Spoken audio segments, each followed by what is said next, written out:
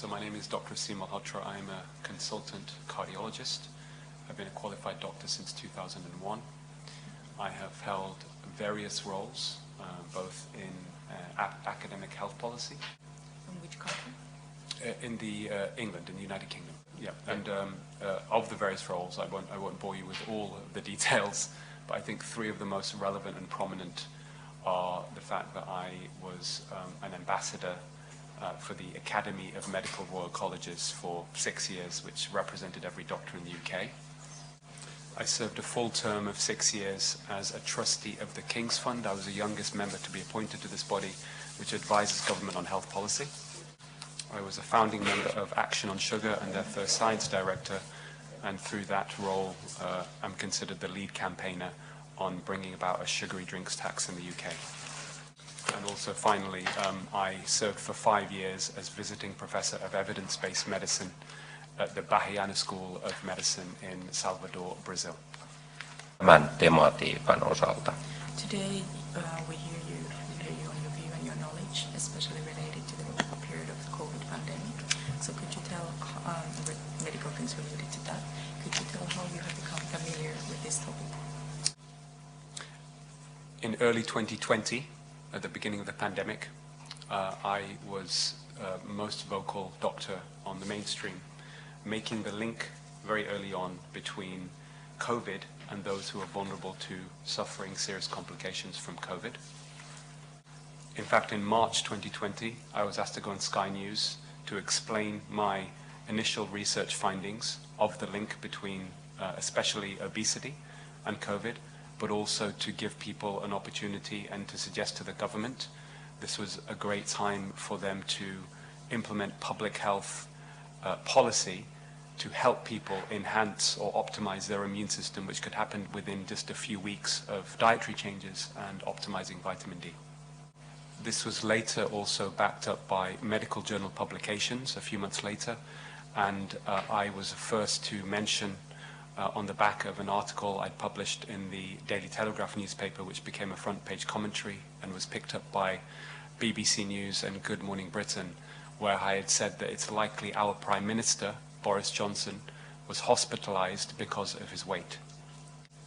As a result of that, the then Secretary of State for Health, Matt Hancock, and this was publicized in the news, had asked me to advise him on the link between COVID and obesity. So we have already a summary, and in that we see that, of course, it was based on case studies, but then also due to a personal tragedy, we became interested in what are the possible effects that COVID vaccine could have on the health of the population. Could you tell more about that? Yeah.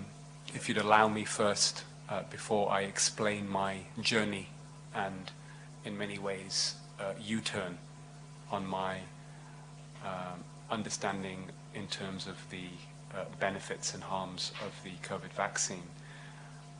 My experience in this area over the last couple of years has made me realize more than ever that even for the greatest barrier to the truth are not factual or intellectual barriers, but psychological. I think all of us as human beings are vulnerable to these psychological barriers, and we should have compassion for ourselves. And I will just very briefly summarize those three psychological barriers before I get into my detailed account of what I was involved in regards to the COVID vaccine. The first psychological barrier is one of fear. And many of us, understandably, and I still remember from early on in the pandemic, we were all scared. We did not know what we were dealing with. The issue with fear is that when people and populations are in a state of fear, we are less likely to engage in critical thinking, and we are more likely to be compliant. Although COVID was particularly devastating for vulnerable groups and the elderly, and I even have managed and still manage people with long COVID, the fear was grossly exaggerated. And one of the examples of that is that when we had good information on the mortality rate of COVID, in the United States, one survey in 2020 revealed that 50% of Americans believed that if they caught COVID, their risk of hospitalization was 50%, 1 in 2. when the actual figure, certainly an average for people in middle age, was less than 1. The second barrier to the truth, which I think is very relevant to the situation we find ourselves in now, is one called willful blindness. Toinen psykologinen este, joka minusta on erittäin olennainen tähän tilanteeseen, jossa nyt olemme, on niin sanottu tietoinen sokeus. This is when human beings, all of us are vulnerable to this, turn a blind eye to the truth in order to feel safe, avoid conflict, reduce anxiety, and to protect prestige and fragile egos. Some examples of this include, on a personal level, willful blindness can occur when a spouse turns a blind eye to the affair of their partner. On an institutional level, some great examples of willful blindness include Hollywood and Harvey Weinstein, the Catholic Church, and child molestation. I believe the current situation we find ourselves in, with much of the mainstream narrative and the medical establishment and policymakers not acknowledging quite horrific, serious and common harms from this vaccine, is another example of willful blindness. And I also say this with full empathy because I was one of those people that was for a very long time willfully blind to the harms of the COVID vaccine. In January 2021, I was one of the first people to take 2 doses of the COVID mRNA vaccine because I volunteered in a vaccine center. I still believe that traditional vaccines are some of the safest amongst all pharmacological interventions in medicine, and I could not conceive of any possibility whatsoever of this vaccine causing harm. As a public figure and respected doctor in the UK, I have built relationships across the board with many other public figures, including celebrities and politicians, who often come to me for medical advice. One of those people was film director Gurinder Chadha, who you may be familiar with some of her work, including the movie Bend It Like Beckham, who had asked me whether or not she should take the vaccine and had sent me blogs which I dismissed and regarded as anti-vax nonsense. I was then asked to go on Good Morning Britain because Gurinder Chadha, the director herself, tweeted that I had convinced her to take the vaccine. The main reason for this TV appearance was to help tackle vaccine hesitancy, which was very prominent amongst people from ethnic minority groups in the UK. I made the point on that program that I understand where vaccine hesitancy was coming from because of the history that I have been involved with over many years in highlighting the shortcomings of pharmaceutical industry influence over medicine. And I even made the point, if I remember correctly, that they have been found guilty of fraud on many occasions, that the 3rd most common cause of death pre-pandemic after heart disease and cancer is prescribed medications. I, however, reassured the public and said that despite these figures, of everything we do in medicine, traditional vaccinations are amongst the safest. I still believe this to be the case. Uskon edelleen, että tämä on totta. A few months later, in April 2021, I met with a colleague and friend of mine who I regard as one of the brightest cardiologists in the United Kingdom. I was surprised when he told me that he had not taken the COVID vaccine. Olin yllättynyt, kun hän kertoi, että hän ei ollut ottanut COVID-rokotetta. He explained to me that he had concerns because he had seen in the supplementary appendix of Pfizer's original trial that there were 4 cardiac arrests in the vaccine group and only 1 in the placebo. These numbers were small and did not reach statistical significance, so this could be random chance, or his concern was it could represent a signal of problems in the future, and if this was the case, we are going to have a huge problem. He said he'd rather wait and see what happens before taking the vaccine. On July the 26th, 2021, my father, age 73, who was a very prominent, well-known doctor in the UK, including being the honorary vice president of the British Medical Association, and had received honours from the Queen of England with an OBE, suffered an unexpected sudden cardiac arrest. I was particularly devastated by this happening, and I was also, I found it difficult to understand why my father, who was a fit and well man, I knew his cardiac history and his cardiac status, would suffer a cardiac arrest. But also my initial investigation was to try and understand why there had been a 30-minute ambulance delay arriving to his apartment. 2 weeks later, the Deputy Chief Nurse of NHS England, a government health body, called me up. She was very upset. She knew my father very well, and she was crying, and she told me, "Aseem, there's something I need to tell you." She, in effect, told me that throughout the country for the last 2 months prior to my father's cardiac arrest, in most regions of the UK, ambulances were not getting to patients in time for heart attacks and cardiac arrests, and there had been a deliberate, and I will use these words because I've mentioned it before, a cover-up involving the government and the Department of Health to withhold this information from doctors and the public. I worked with an investigative journalist with the newspaper in the UK to write an article and a news story that became BBC News headlines a few months later, exposing this. Just before I exposed this, I messaged a professor of cardiology who I trust in the UK.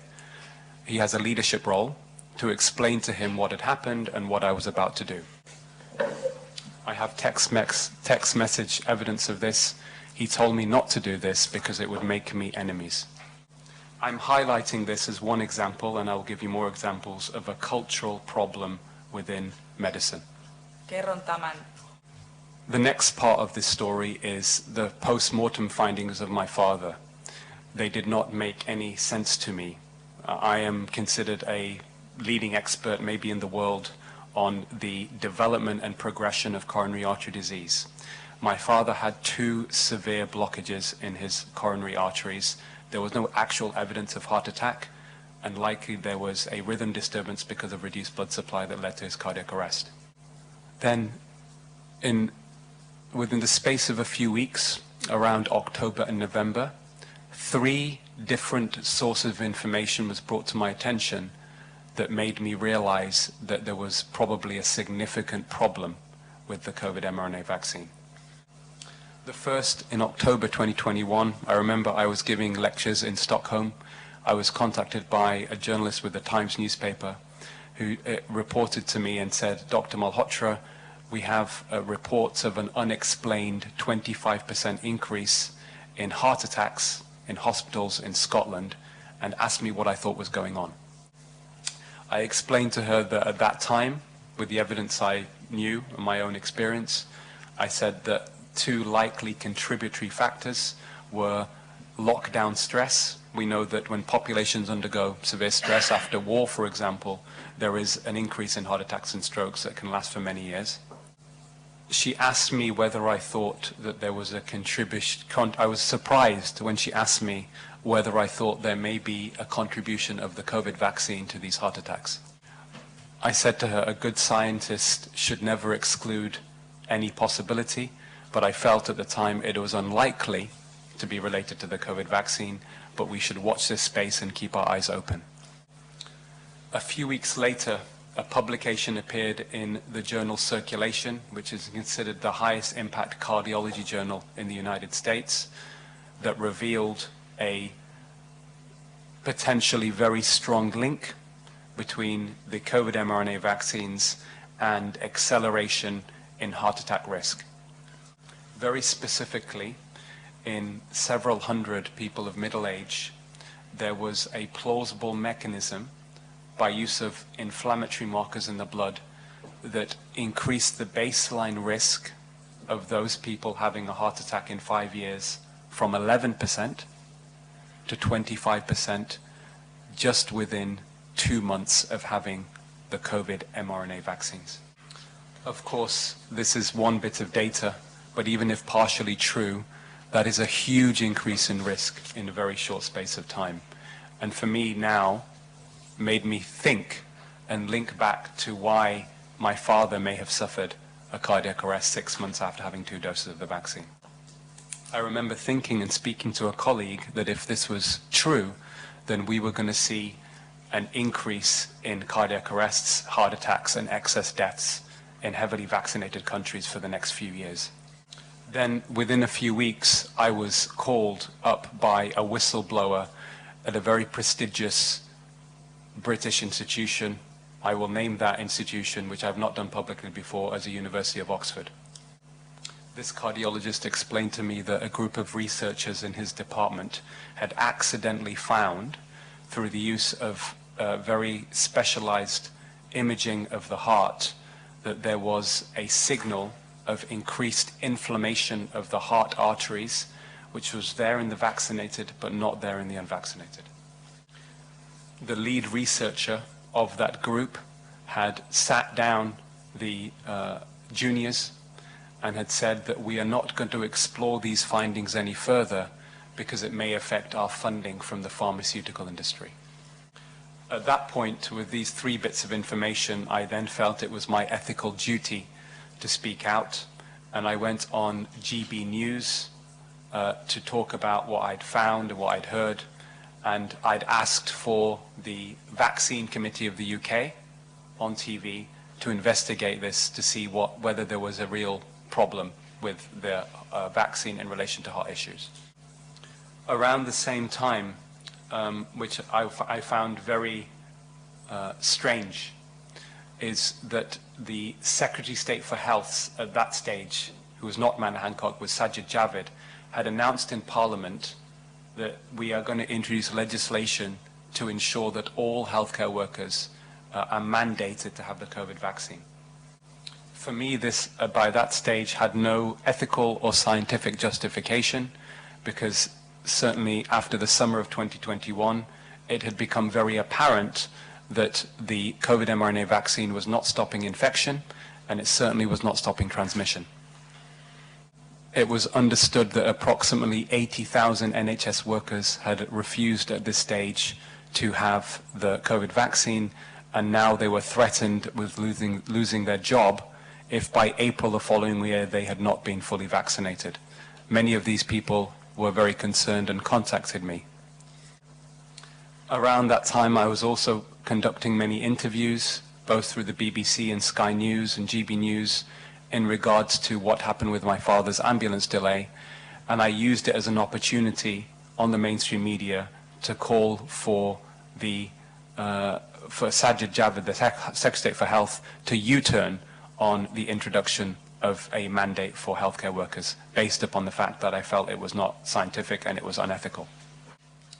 I also received my own personal backlash from these comments, where I was contacted by the Royal College of Physicians, who I had an affiliation with, and they asked me to respond to anonymous complaints from doctors that I was spreading, in quotes, anti-vax disinformation.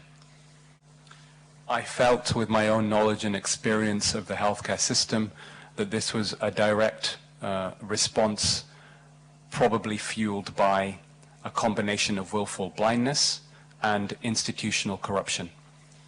To elaborate a bit further, when I say institutional corruption, I mean that my view was that the complaints were likely being fueled by academics with financial ties to the pharmaceutical industry.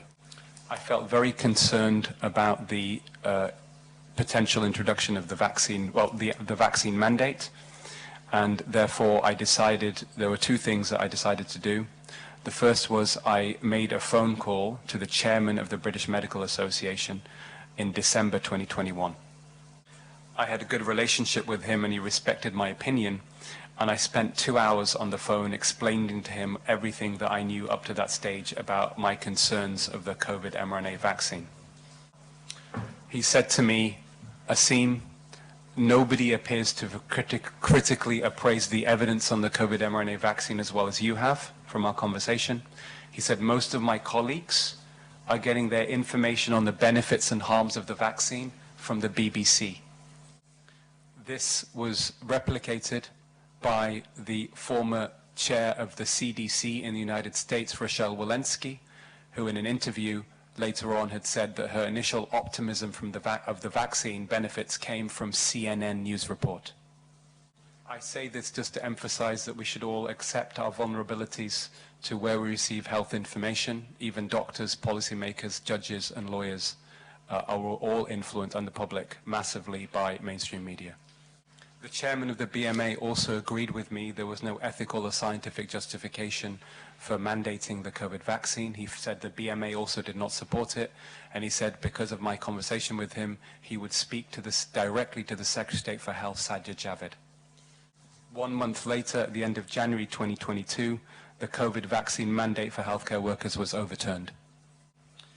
I, at that stage, given the fact that there was some backlash happening towards me, I realized that because this is a very big issue and area and not my initial area of expertise, I needed to carry out my own critical analysis of the COVID mRNA vaccines. I spent 6 to 9 months critically appraising the data, including speaking to 2 Pfizer whistleblowers, 3 investigative medical journalists, and eminent scientists from the University of Oxford, Stanford, and Harvard. The most critical research that was published on this issue, which I think the whole court should acknowledge, in August 2022, was published in the journal Vaccine. That research was conducted by some of the world's top independent of drug industry influence academics. That research was able to reanalyze the original randomized control trials conducted by Pfizer and Moderna. They were able to do this because new information was made available on the FDA's website and Health Canada's website. The conclusions of that paper were really very disturbing. The original trials that led to the drug regulatory approval of these vaccines revealed that you were more likely to suffer serious harm from taking the vaccine, specifically hospitalization, life-changing event or disability, than you were to be hospitalized with COVID. That rate of harm at 2 months was very high, at 1 in 800. You mean 2 months after taking the vaccine? Yeah, within 2 months in the trial. Yes. Just to give you some perspective, historically we have suspended other vaccines for much less. In 1976, the swine flu vaccine was pulled because it was found to cause a neurological syndrome called Guillain-Barré syndrome in 1 in 100,000 people. In 1999, the rotavirus vaccine was suspended because it was found to cause a form of bowel obstruction in children, affecting 1 in 10,000. This was 1 in 800. In my view, it was very clear that, given this information, published in the highest impact vaccine journal in the world, peer-reviewed, and has not had any significant rebuttals, that this vaccine now, in my view, should never have been approved for use in a single human being in the first place. In my view, this very important court case in some ways actually is a distraction from the much bigger issue, which is there should be court cases around the world with a full inquiry into the pharmaceutical industry and an inquiry as to how we got this so very wrong. Of course, one could argue this is just one bit of research, but actually, unfortunately, there are many different strands of research that are showing a signal of considerable and common serious harm from these vaccines, from pharmacovigilance data, that is reporting what we call yellow card reports from the public. We have plausible biological mechanism of harm. We have other research called observational data. We have autopsy data also confirming that certainly with the majority of people who died within a short space of time of having the vaccine in relation to the heart was definitively caused by the vaccine. This is really a very, very, very horrific situation we found ourselves in. One would hope and expect that the regulators should be independently evaluating all medications, but of course the evidence reveals this is far from true.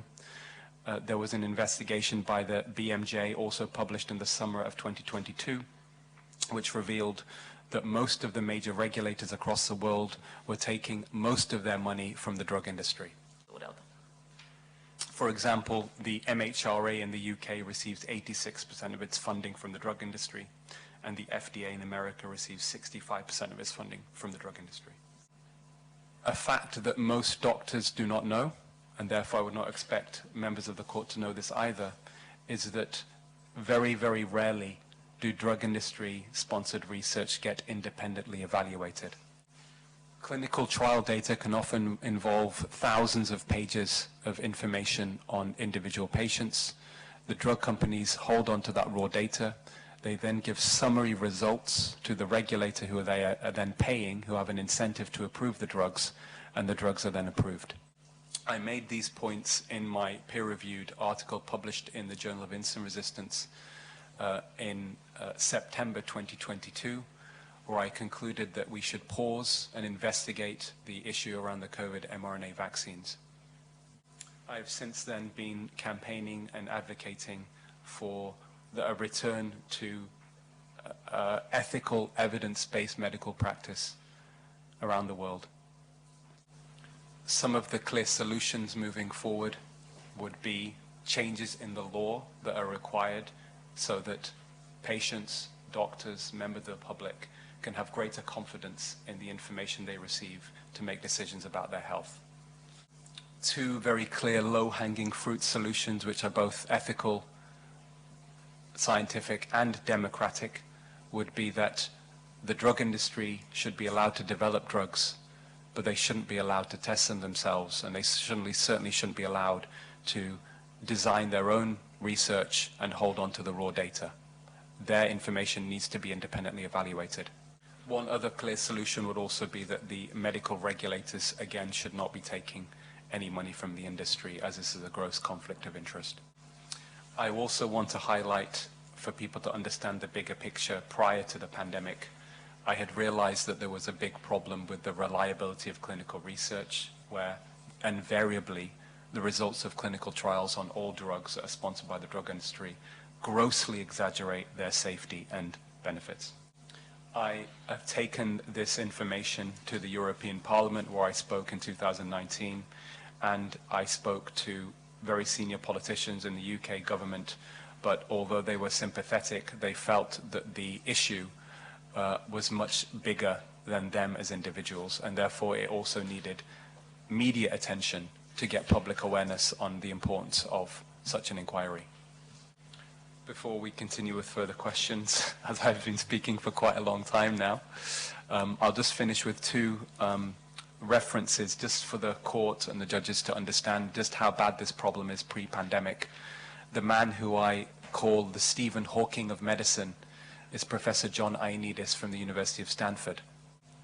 The reason I call him the Stephen Hawking of medicine is he's the most cited medical researcher in the world and is a mathematical genius. In 2006, he published a paper which was entitled "Why Most Published Research Findings Are False." In that paper, he makes a point that the greater the financial interests in a given field, the less likely the research findings are to be true. I say this in context of the Pfizer mRNA vaccine, which has made the company the $100 billion. The other point that he makes in a further paper in 2017 is, again, the reason the system continues as it is most doctors are unaware of the information they receive when they make clinical decisions has been corrupted by commercial influence. The other credible name I will mention is the editor of The Lancet, Richard Horton, who I personally know. In 2015, he wrote an article in The Lancet in relation to a secret meeting that had taken place with himself and some of the world's top medical academics. In that, he wrote that possibly half of the medical published literature may simply be untrue. And he said that science has taken a turn towards darkness, but who's going to take the first step to clean up the system? In this case, and in this court today, this is going to be a very pivotal potential moment in history for that first step. Kiitoksia. Eli haluaisin esittää, onko mahdollista todiste numero 13. Is it possible to get evidence number 13? Täällä on teknistä toteutusta. So this is a study that I already actually showed to Aseem before. Sanokaa nyt vielä, minkä maalainen se olikaan. Previous witnesses. Yeah, thank you. So this article essentially reveals, and it was published in August 2021, well before the introduction of COVID pass, as you know, in Finland, that there was clear evidence that there was no difference in the viral load of both vaccinated and unvaccinated people once they were infected with COVID mRNA, which suggests, of course, one, it wasn't stopping infection, and two, clearly is unlikely to stop transmission. What is it related to, in your opinion, that the vaccine has, despite the claims, not reduced the viral load? It's a great question. If one goes back to the original trials done by Pfizer and Moderna, their original publications, there was a figure that was used a lot, which everybody, I think, remember because it was repeated in the media again, and again, is this 95% protection, that if you have the vaccine, you will not get COVID, essentially. Rachel Maddow, who is a very well-known broadcaster for CNN in the United States, made claims very clearly and very emphatically. If you take the vaccine, you will not get COVID. If you take the vaccine, you will not get COVID.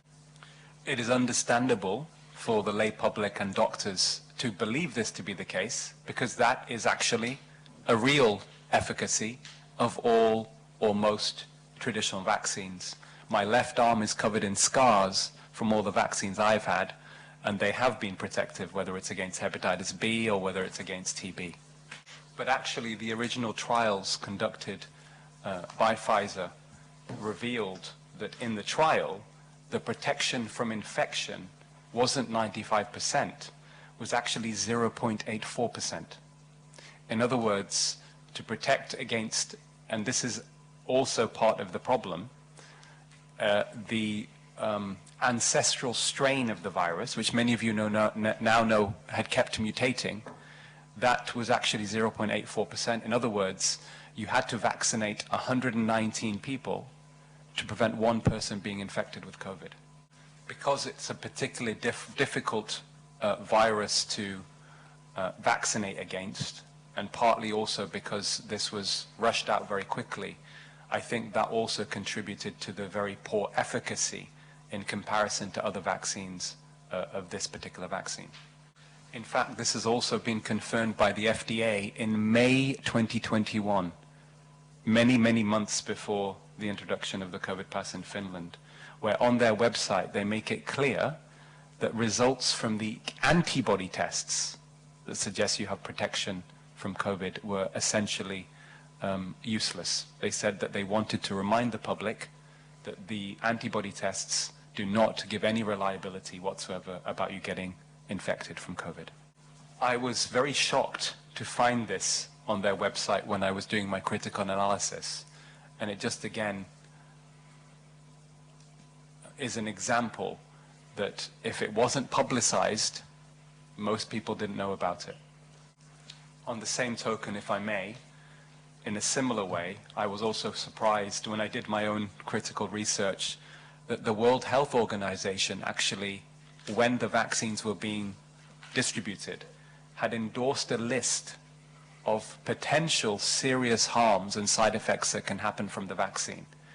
And that list involves every organ system in the body, and anything and everything that can go wrong with the heart is on that list.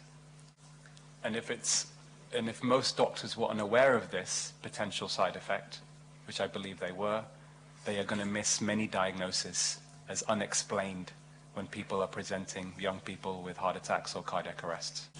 What could have led, in your opinion, in the situation that the doctors did not have information about the adverse effects or the side effects of the COVID vaccination?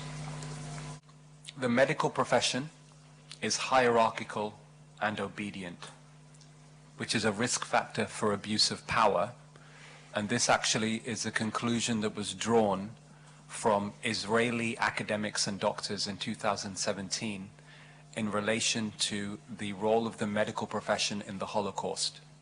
I don't say this to be inflammatory or provocative, but just to give the court an understanding of the culture within medicine. I was personally shocked to learn that 45% of the medical profession joined the Nazi Party versus 7% of teachers. The reason I mention this is in this paper published in 2017, the conclusions drawn is that because the medical profession is hierarchical and obedient, that is a risk factor for abuse of power, and this could have further problems in the future when it comes to informed consent. I believe the overwhelming majority of doctors are people who adhere to the highest ethical standards, but the issue is that they also are obedient to hierarchy, and if the hierarchy has become too close to the pharmaceutical industry, whose only interest is to make money, then that is a major problem for the whole profession.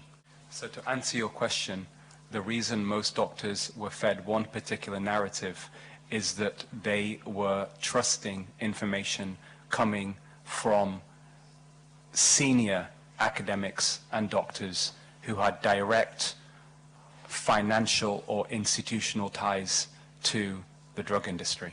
At this point, it's important to mention that the drug industry has a financial and legal obligation to make profit for their shareholders. They have no legal requirement to give you the best treatment. The extent of their self-interest is actually pathological. The preeminent forensic psychologist, Dr. Robert Hare, who was involved in the original international diagnostic classification of psychopathy, he has himself said that big corporations, including Big Pharma, quite often in the way that they conduct their business, fulfill all the criteria for psychopath. Specifically, callous disregard for the safety of others, incapacity to experience guilt, deceitfulness, repeated lying, and conning others for profit. As a result, I have come up with a new term, which was actually referenced by Richard Horton in The Lancet in an article he wrote about one of my lectures, and I call this the psychopathic determinants of health. This is a derivation from an accepted public health definition of the commercial determinants of health, which specifically is defined as strategies and approaches adopted by the private sector to promote products and choices that are detrimental to health. Has it been possible for ordinary people such as Alkola here to get information on the adverse and side effects of the COVID vaccines? It has been extremely difficult for ordinary people. I wouldn't just say ordinary people, for doctors. I found it extremely hard, actually. It took me 9 months to really try and look for reliable evidence on the issue of the vaccine because of this huge publicity bias in favor of the safe and effective narrative. Even social media companies were influenced very heavily by government narrative that was essentially supporting or promoting the interests of the drug industry. A very senior employee of Meta, who I met, explained to me that the so-called independent fact-checkers that come up on social media sites are not independent at all. They are essentially there to promote the interests of their industry partnerships and relationships, which in relation to multinational corporations I've already defined as being psychopathic. However, some information has been also available to the general public, so what have been the channels of spreading this information apart from the mainstream media? Yeah. I, in most of my career as a public health advocate and activist, have utilized the mainstream media. I have relationships with many journalists across the board. Many of them have been scared, who are aware about what's happening, or couldn't get stories past their editor. But you can't keep the truth hidden for very long, and through various channels and through real-world experience of people who have suffered side effects themselves or have family members suffering side effects, the information has slowly been creeping out through alternative media channels. And many of these alternative media channels are now getting larger viewerships than legacy media. For example, I gave an interview on the Joe Rogan podcast, whose average listenership is more than CNN and Fox News combined. No further questions for now. Some questions on the state of Finland in this case. Poismenon johdosta. I didn't prepare anything actually for this particular hearing because this has been a subject very close to my heart for over 2 years. In fact, I would say going back a decade. A lot of this information is something ingrained within me. However, some of the points that I've made today will also, yes, have been consistent with many of the points I've been using in lectures I've been giving all across the world. Tästä teidän lausunnosta ilmenevän taustan mukaisesti ymmärrän, että te olette varsinaisesti kardiologian erikoislääkäri. Ymmärränkö oikein?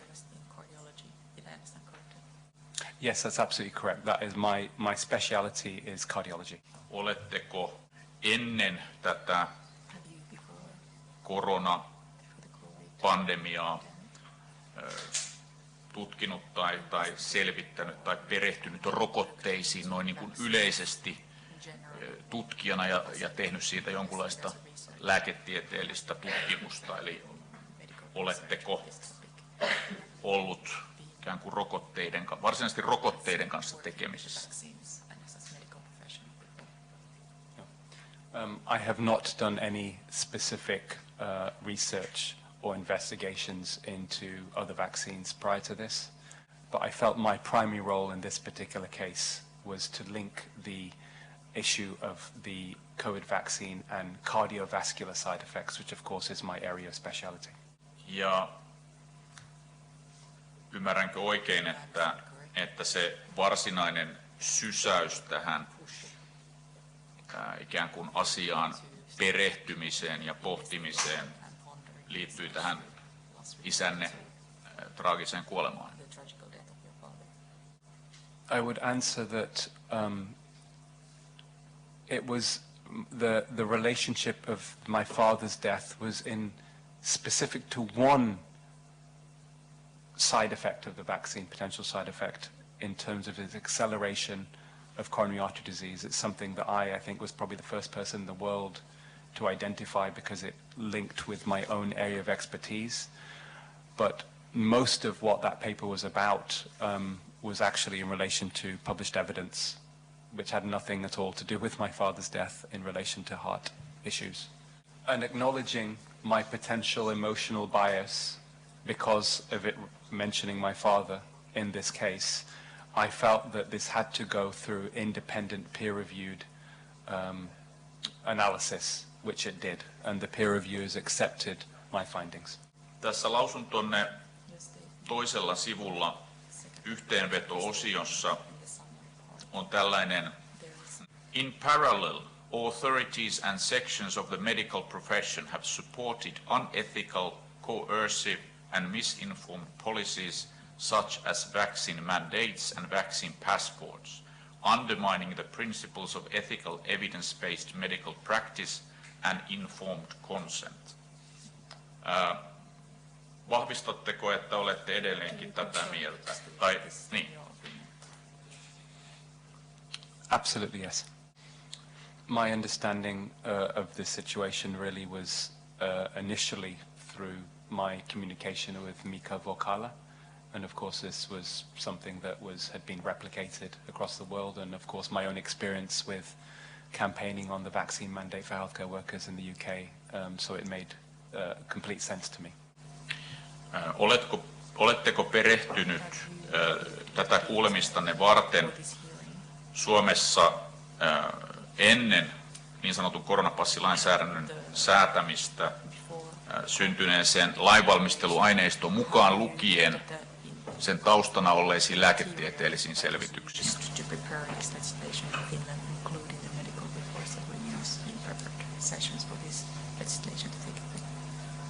I have not specifically looked at that, no. To gain a better understanding of the true benefits and potential harms of the messenger ribonucleic acid coronavirus disease vaccines, I conducted a narrative review of the evidence from randomized trials and real-world data of the COVID mRNA products with special emphasis on BioNTech Pfizer vaccine.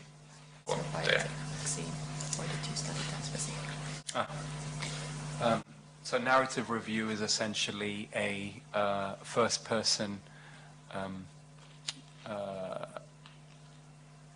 critical review or analysis of the evidence from my perspective. The narrative is gives some leeway to include personal experience and journey in this issue of the COVID vaccine. And the reason that I looked at the Pfizer in particular, because that was the one I had taken, the one I had most understanding of, and mainly also because that was the is the predominant COVID vaccine being used in the world.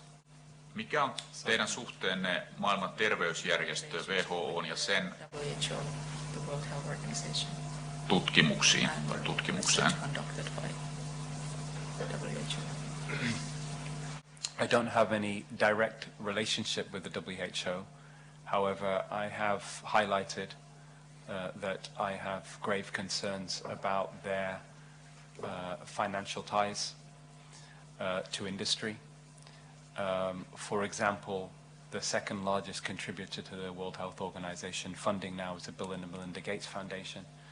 And Bill Gates has heavily invested stocks in pharmaceutical companies and made $500 million from investments in the COVID vaccines. And this isn't just my opinion. The former Director General of the World Health Organization, Margaret Chan, in an interview after she left that role, said that 70% of the funding that goes to the World Health Organization comes with, in quotes, strings attached. COVID-19 vaccinations have saved more than 1.4 million lives in the WHO European region, a new study finds. Copenhagen, 16 January 2024. Oletteko törmännyt tähän kyseiseen mediatiedotteeseen, ja jos olette, tai vaikka ette olisikaan, niin mitä mieltä olette sen ilmoituksesta? Voisiko se pitää paikkansa vai onko se näkemyksenne mukaan virheellistä informaatiota? It's a very good question. If you allow me to expand a little bit. In medical research, there is a hierarchy of quality and reliability of evidence. The highest quality of evidence is double-blinded randomized controlled trials. They are, of course, subject to huge bias as well, but still considered the highest quality level of evidence. And we've already established that the reanalysis of those original trials suggested more harm than good from the vaccine. One of the lowest forms of reliable medical evidence comes from modeling studies. These are made based upon extrapolations, predictions. Niitä tehdään This information from the World Health Organization, and in fact a previous study that suggested 20 million lives have been saved from the COVID vaccine come from this type of data. In general, it is considered low quality and not reliable.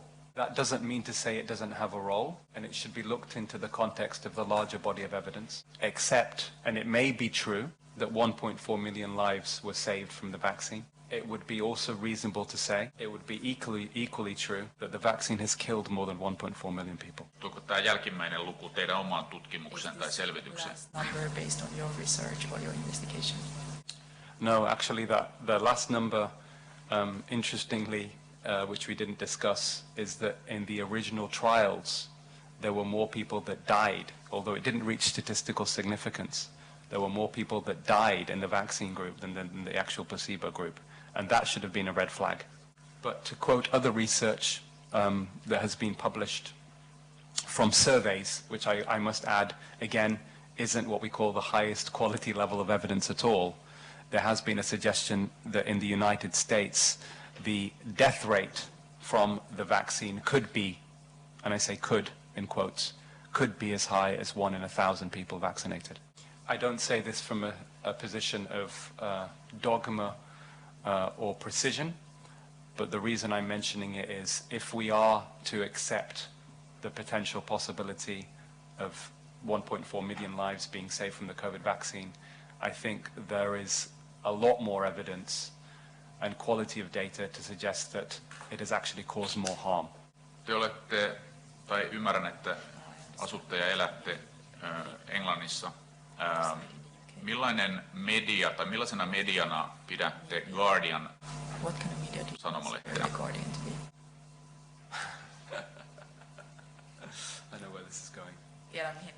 menossa? I have written, in relation to the Guardian newspaper, I have written 19 opinion editorials for the Guardian and the Observer group, including 3 front-page commentaries in the last 12 years. Muistatteko sellaista Guardianin artikkelia tammikuulta 2023, jonka otsikko kuuluu BBC criticized for letting cardiologist hijack interview with false COVID jab claim? I remember it very well.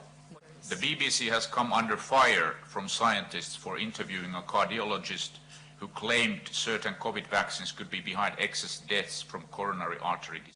Experts have criticized Dr. Aseem Malhotra's appearance on the corporation's news channel on Friday, accusing him of pushing extreme fringe views which are misguided, dangerous and could mislead the public. An example.